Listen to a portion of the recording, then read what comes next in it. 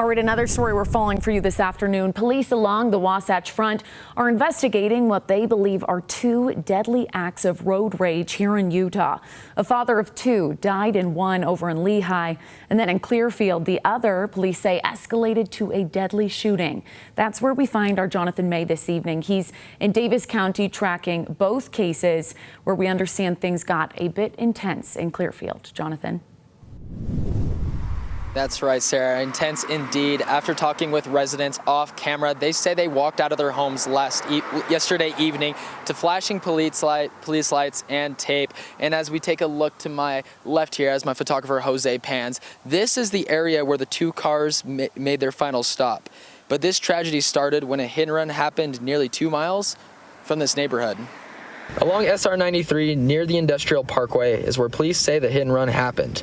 The driver called 911 and pursued the car trying to get away. It appears to be a road rage situation that led to the accident in the first place. Appears to be there was some sort of brake checking that was going on, which led to the initial collision, and then the pursuit took place after that. Last night, police lights and tape were seen by residents along 1200 West.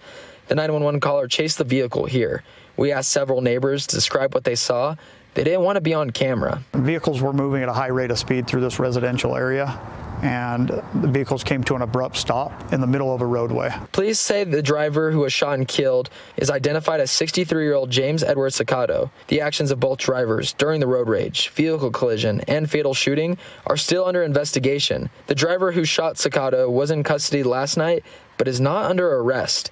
Investigators will be screening the case tomorrow for any potential charges. What we don't want to have happen on any type of road rage situation, a traffic accident or anything like that, is for it to escalate to the point that it did last night, where somebody tragically loses their life.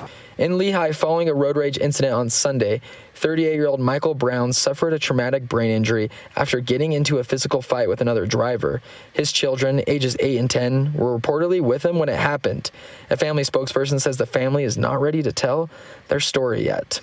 The family isn't really in a position to talk about what they know right now. The two boys were in the car, and they're going to be interviewed at some point, and we'll see how the investigation shakes out. Police say they found no injuries on the suspect, 43-year-old John Williams, who was booked into the Utah County Jail.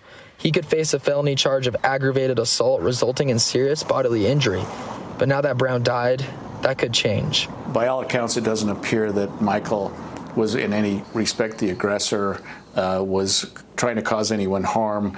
I think most of his concern was trying to put a stop to the problem, and of course the consequences were about as bad as you could imagine. Now again, police want to remind drivers that if they're ever caught in a road rage situation, to either call 911 or head to the nearest police station so they can help de-escalate the situation to prevent further tragedy like the one in Lehigh and the one in Clearfield from happening. Reporting live in Clearfield, Jonathan May, ABC4 News. Okay.